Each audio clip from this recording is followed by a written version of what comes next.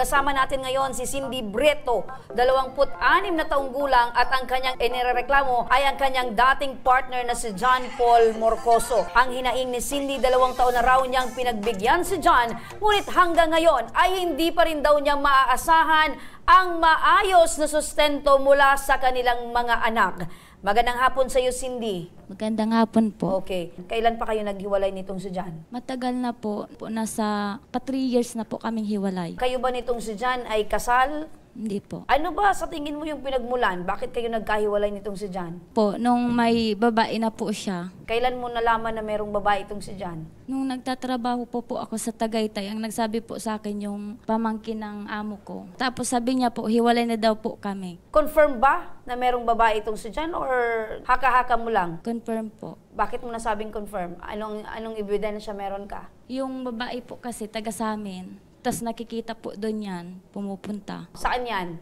Sa Kirangay po, Kamali. Aside doon sa nakilala mo yung babae, nakita mo ba silang magkasama? Sa ano po, sa chat. So meron kang nabasang mga Opo. conversation nila. Ano yun naman yung laman ng mga chat na yon? Yung una po kasi, dinelete niya. Tapos nung kinuha po yung cellphone, tapos ay nano po ako niyan, sinuntok-suntok na, tapos umalis na po siya. Tapos di ko po nabasa yung nahawakan message. mo yung cellphone ni John, Opo. nabasa mo na meron silang conversation, Opo. mga sweet messages ba? Katulad ng ano, I love you, I miss you, Kumain ka na ba? Ganon? Good morning. Oo. Update, Tas tumagagong sa update. picture po sa itong babay, tiga-send po sa niya. So may selfie yung babae, sinesend sa kanya. Ilang taon kayong magkasama bago itong 3 taon na magkahiwalay kayo? 7. So sa 7 years na yan, kumusta itong si John bilang kapartner mo? Okay man po siya. Dito sa 3 taon na kayo magkahiwalay na, umihingi ka na lang ng sustento. Okay, kumusta naman yung sustento ni John? Religiously giving? Di Pumapalya? Di po tumapad sa usapan. Saan nakarating yung usapan ninyo? Po sa PAW, sa attorney. So ano yung naging usapin, kasunduan ninyo? Na magbibigay na lang po siya ng grocery. Magbibigay siya ng grocery buwan-buwan. Kada 2 weeks po. Every 2 weeks. Opo. Meron bang halaga itong grocery ito kung nasa magkano? Nasa, Okay, so 1K kada 2 weeks. Opo. Yun sa halagang yun, tumupad ba? Hindi na po. So that is the reason why idinulog mo ito sa amin. Opo. Ma'am Cindy, kamusta na itong 3 mong anak dahil dito sa nangyaring paghiwalay nyo? Kamusta yung naging kalagayan nila na hindi po sumusuporta itong si Sir John? Okay naman po, diyan man po sumama ko. Kumbaga ngayon, ma'am, ang nagsusuporta sa pangangailangan ng 3 mong anak is yung nanay mo. Ikaw, ma'am, meron ka po bang pinagkakakitaan or trabaho? Ayun po, nagapako man lang po ako sa bukid. Tapos, tigpabakal ko po mag-isang bagkas. Tinlagan niya po ako, baby pa po, bagong akas po ako. Tapos bago po niya ako tigdilagan, ginulpi niya nga po ako. So, ibig sabihin, ma'am, binugbog ka nito ni Opo. bagong panganak pa lang. Opo. Ano yung naramdaman mo, ma'am? At kamusta yung naging sitwasyon mo? Kakapanganak mo lang, tapos wala kang pagkakakitaan na pera. Siyempre, may 2 ka pang anak na binubuhay. Sobrang sakit po, tapos ang hirap-hirap. Tapos yung mga damit ng anak ko, ako pa naglalaba. Tapos nagbabantay ng anak ko yung bunso, yung panganay ko po. Sinubukan mo ba, ma'am, na kausapin or i-contact itong si Sir John regarding sa kalagayan mo? Hindi po. So wala ka na talagang, kumbaga tiniis mo na lahat Opo. yon. Paano humantong, ma'am, sa usapan na lang na magkaroon ng sustento itong si Sir John? Kailan mo na kausap si Sir John na magkakaroon na lang ng sustento dito sa 3 mong anak? August 20 ata po yun, 2023.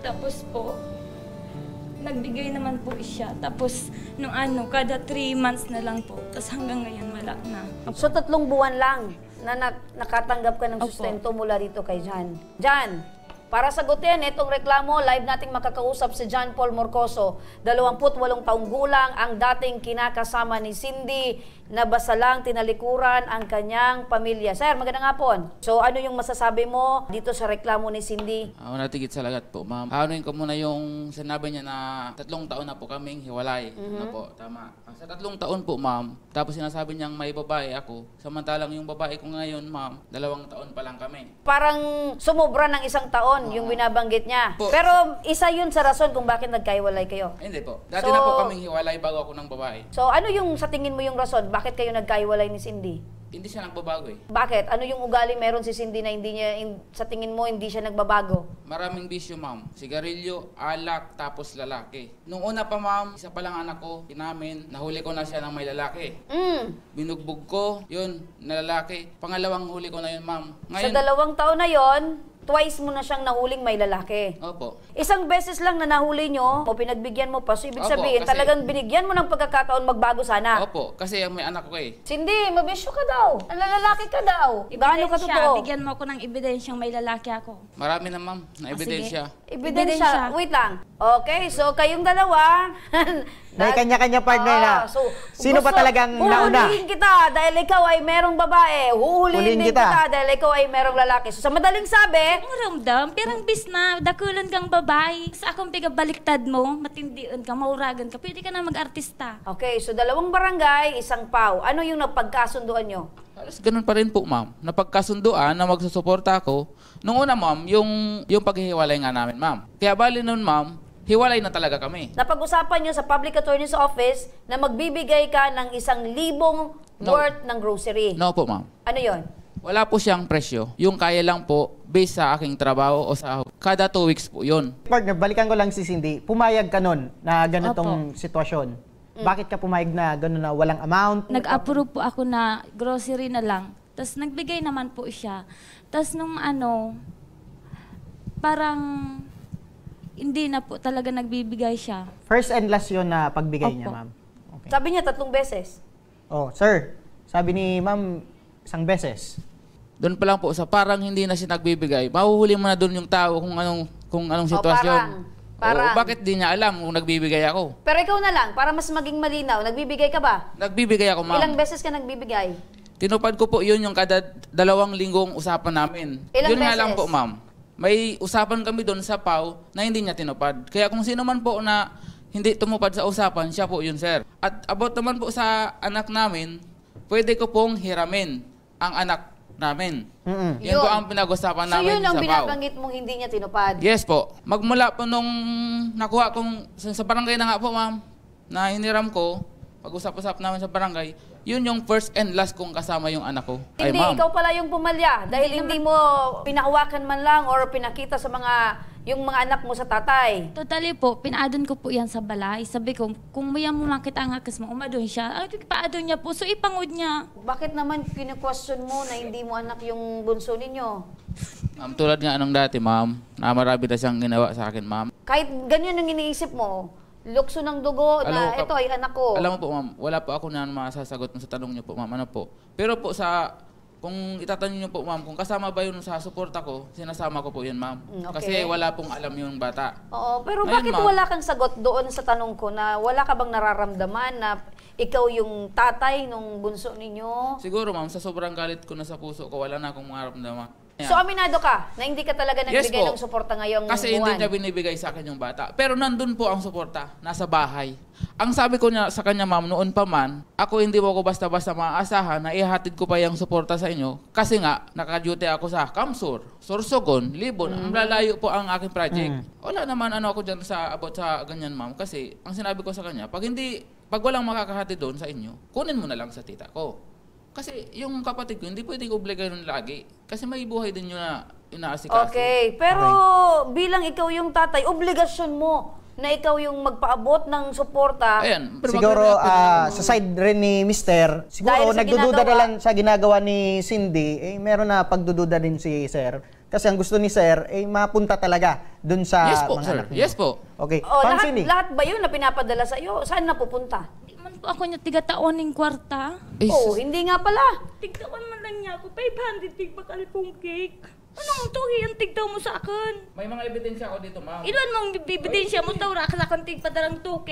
Hindi mo ko pag-anuhon. Ayan, kachat ko pa po yung... 500 man ano, lang ang tinaw mo sa akin. Kachat ko Kinaso pa po sa yung- eskwela, nung grade 1 pa yato. Libangan kang maray, grade 1 pa yatong tigtaw mo. Alayo partner ng diferensya from 2K to 500. 500. Tigatawan mo akong kwarta Okay, ni piso, sige. hindi man ko titawan. Sige Ma'am Cindy, ngayon na meron kayong 3 anak, dahil dumulog kayo sa aming tanggapan, ano po yung pinaka gusto nyong mangyari dito kay Sir Gusto John? ko na lang po siya ning kasuan. Para yung man lang, di man siya nagataw ning tultol sa mga akas ko. Ako man lang nagahirap siya. Siram-siram san buhay sa babay niya. Ano ngayon yung plano mo? Kasi magkakaso daw itong dati mong partner, itong si Cindy, kung dahil sa hindi ka nagbibigay ng sustento. Walang problema sa akin, ma'am. Harapin ko siya. Kasi alam ko sa sarili ko, alam ko nagsusuporta ako. Kung sinong may nagbalgar sa usapan namin, siya yun. Hindi naman dapat kayo naandito kung sana ay nakapagbigay kayo ng tamang sustento. Ay, hindi, ma'am. Hindi rason yan, ma'am. Nasa kanya ang Ang diferensya. sa kanyang problema. Ayun. So, lumabas din na wala kayong proper communication. So, makakausap natin ngayon sa kabilang linya ng telepono si Police Executive Master Sergeant Michelle Barnuevo, ang investigator ng Women's and Children's Protection ng Kamalig Municipal Police Station. Magandang hapon po, Sargento. Hello po ma'am, good afternoon po. Apo, Sargento, magkabilaan po yung bersyon ng dalawa pong ito. Meron pong binabanggit ito pong si John na hindi siya nagkulang sa pagsusustento. Ito naman si Cindy, sinasabing sinungaling ka, John. So ngayon po, Sargento, ano po ba yung pwedeng gawin ni Cindy para po yung kanyang reklamo patungkol po dito kay John sa pagiging irresponsableng tatay at hindi makapagbigay ng sustento sa kanilang anak? Ang maganda po niyan ma'am, pumunta po siya sa himpilan ng Kamalig Municipal Police Station upang makapagsampa po ng kasong kriminal sa hindi pagsuporta po ng kanyang, ng ama ng kanyang mga anak.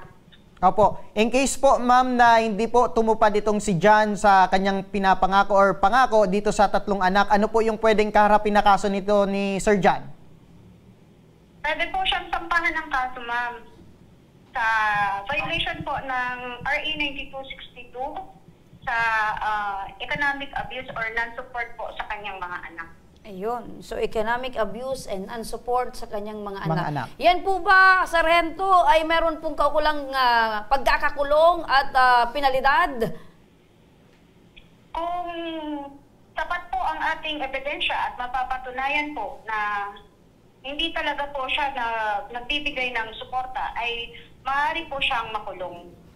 Opo, para din ma'am sa kaalaman ni Cindy, may karapatan po ba si Cindy na ipagdamot po o itago po yung mga bata sa kanyang tatay? Nasa batas din po ma'am na ang karapatan lang po ng father is visitation rights kapag ang bata po ay hindi pa, ang edad po ng bata ay mas mababa po sa 7 years old. Ayun. Okay, so ibig sabihin, partner, Doon sa bunso visitation partner, lang. hindi pwede na ipasama ni Cindy sa tatay. Visitation lang po. Ano po, korte lang po ang pwedeng mag-decide po kung ano po yung patungkol po sa bata.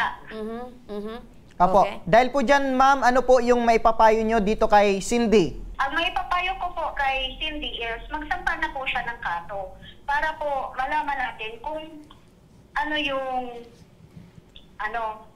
nararapat na makuha niyang hustisya Opo. para sa kanya at para sa mga anak niya. Opo, dahil po dyan, sasamahan po ng aming team itong si Cindy sa inyong tanggapan para sa nais niyang pagsampa ng formal na reklamo laban dito kay John. Opo. Sargento, nabigyan niyo po ng payo itong si Cindy. Ito naman po si John. Baka meron din po kayong payo patungkol po dito sa sitwasyon na ito. Ang may ipapayo ko po kay John ay makipag-usap siya ng maayos sa kanyang asawa or sa nanay ng mga anak niya at gawin niya po kung ano yung mga responsibilidad niya bilang isang ama.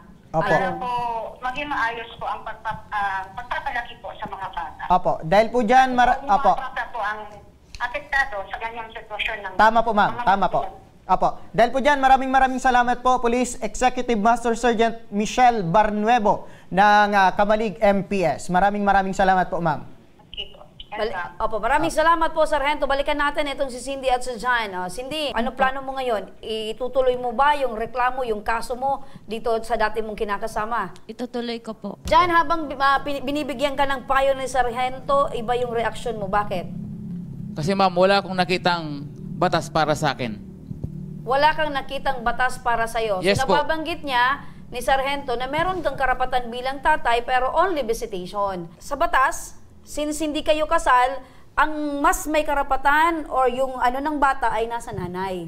Ngayon, tutulungan ka namin. Cindy, maaari ba bang mabago yung isip mo na hindi ka magsampa ng kaso kung in case magpakita ng religiously magbibigay ng sustento itong si John? Kami po ay willing po kaming tumulong in case po na hindi na siya tumupad sa pangako. Okay, kung Kasi nahihirapan nandito ka na magdesisyon si John, bilang isang mabuting tatay na gusto mong iparamdam sa iyong mga anak, ano yung gusto mong mangyari ngayon kay Cindy?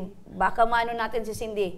Para sa mga bata, gusto mo pang maramdaman na ikaw yung tatay ng mga bata, magbibigay ako ng ganun na lang, magbibigay ako ng suporta. Kakalimutan ko yung mga nakaraan. Opo, willing po ako niyan, ma'am. Walang mangyayari sa atin dito kung panay tayo deny. So, ang gagawin natin ngayon, solusyon. So, dito, Cindy, sa programang ito, makakaasa ka na kami ay every now and then, i-check namin yung sitwasyon ninyo. Opo. Kung talaga bang itong pinangako ni John ay tinutupad niya. Okay? So, para sa mga bata, pagbibigyan mo itong si John.